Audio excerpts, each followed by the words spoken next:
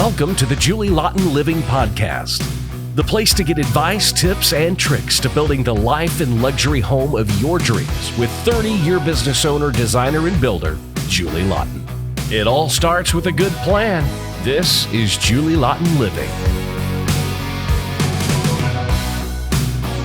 Welcome back to another episode of Julie Laughton Podcast. Today we're going to talk about the fear of the unknown and how it could stop your personal growth.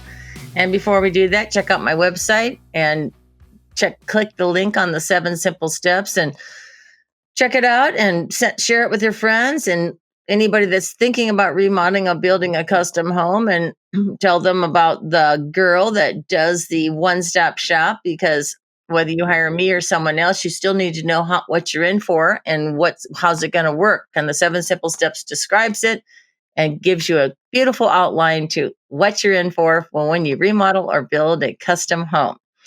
So today we're going to talk about the fear of, is probably the only thing that stops you. Your own little brain is what's stopping you. The little voice in your head is the only thing stopping you from potentially success, because really in reality, unless, someone else is stopping you, that's another story. But your only thing, if you think about life, it's the fear of like, oh, could I, can I, should I, could I, all that second guessing yourself, because I don't know, some people are afraid to make mistakes. Some people are super shy or introverted. There's a lot of different factors.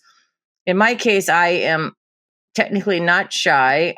I'm quiet sometimes, but I'm not shy. So I've always just said, let's do it. Let's just see what happens. So I go for it. I get a new job. I interview, I'm talking when I was young, like, how did I get to where I am today? I just gave it a go. And I think my biggest advice is, show up, and then it'll work itself out, where you'll start to see what you're good at and what you're not good at. And if the job works or the job doesn't work, because, everybody's afraid of failure. Well, that's silly. You can't learn unless you fail. I mean, if everything was so darn easy, that's not life. In life, your failures, maybe you think they're failures or someone else thinks they're failures. That's another thing. Who cares what other people think? But your failures are your things that happen to you. Those are just stepping stones to your success, because you can't learn without making a mistake. And every mistake you make teaches you. If you just remember that. I mean, I always go on and on and on. As you get older, you get married, you get divorced, you break up with your friends. Those are just stepping stones to success of getting to know yourself. So if you know yourself finally at a certain age, the faster you know yourself, the faster you get through the process, is my point. So if you really focus on yourself, who am I? What am I good at? Write down a list. What am I good at? What do I am not good at?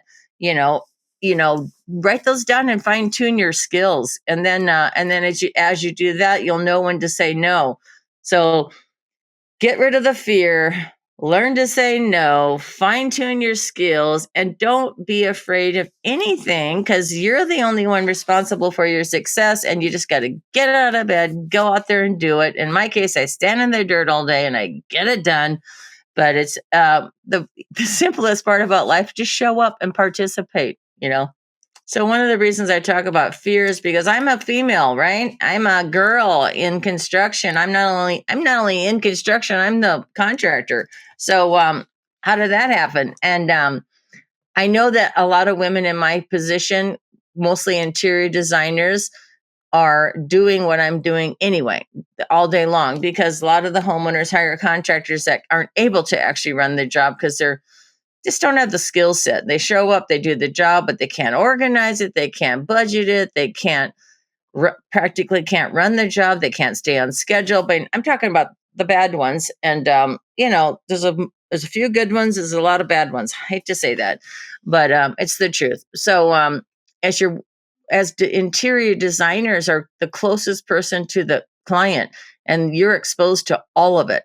So you're exposed to, is the architect doing what the client asks? Is the contractor showing up on time? And what's the problem with this project? Or what's the good thing of this project? So unless it's a really good team, the designer is closer to the client, because you're doing the intimate details of the finishes of the house.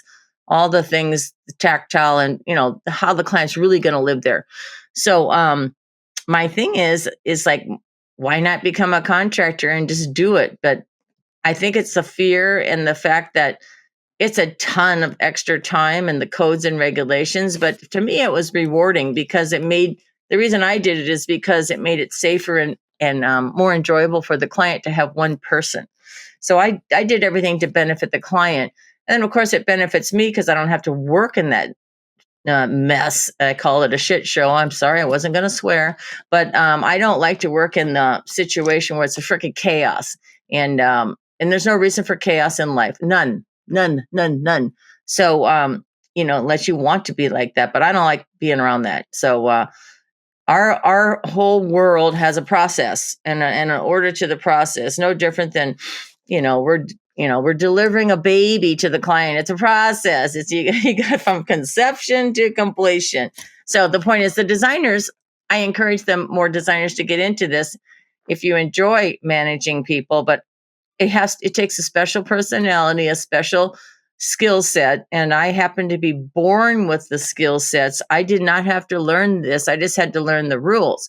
I'm born with, hey, you're going to get this done on time and on budget, basically, or else. But then comes with I love to train, teach, and guide and help people. So just so you know, my management style is respecting, helping, and developing people's skill sets. We want to make them shine. So there's a whole thing about it. But if you don't have that skill set, I thrive on it. I mean, all my workers, I've given them ladders to success, and I don't let they can go as high in the company as they want.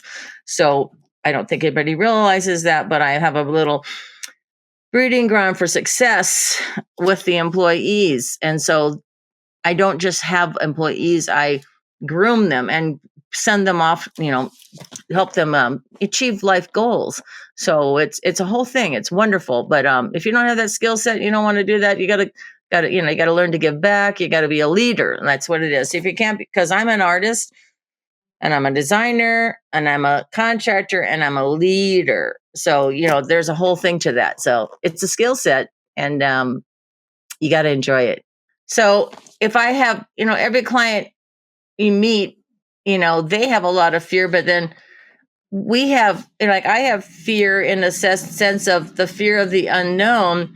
So how I get past that, because I don't know the client, I really don't know them.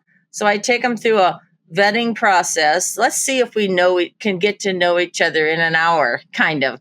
So what it is you go through a vetting process, and I ask the client a series of questions. And the biggest question I ask is, have you ever done this before? Have you ever worked with an architect or a designer or a contractor? And how did that go? Because I want to see, was the problem with your team or you? So I really need to find out if this person is ready to work with a team and a process, and they're not going to be the ones screwing it up because they refuse to listen or cooperate. So that's serious, because it's a process. It's like signing up for a seminar or whatever. I mean, it's a process. I mean, there's rules. I mean, well, if you want to go smoothly. So the first thing is I vet the client and they vet me. So we ask a lot of questions. And then finally we get down to the bottom is what are our non-negotiables? What do they have to have and what I have to have? Everything I have to have is written down on paper and they actually sign it. So that's easy, but they don't know that. They may not know they're non-negotiable. So my thing is to get it out of them. What is it? You can't stand dust? Well, don't live here during the remodel. You can't stand this. I mean, I try to get it out. What's going to be their breaking point with their personality? Because really it's about what stresses them out. So I get that. And then they say, okay, let's work together. And they sign my contract. And then they go through a onboarding process, which is where I explain my concierge service to them and how it's really going to be and what's really going to happen. Because every client, whether they tell me they're going to live there or not live there, I'm going to tell them how it's going to go. Because now I know their personality. I'm going to tell them what's going to happen and what's going to stress them out. Because every job has times that's stressful and times where they don't feel like waiting for us to do stuff. and they want us to go faster, especially at the end.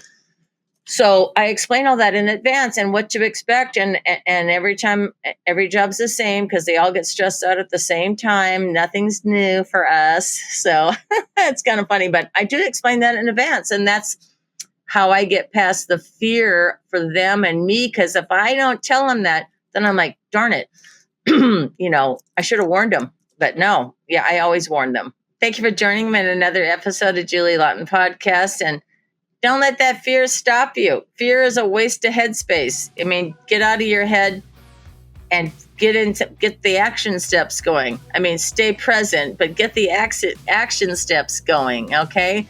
And remember, mistakes are stepping stones to success. Don't ever have shame. Just keep moving. All right, thank you. Talk to you on the next one. Thank you for joining us for this episode of Julie Laughton Living.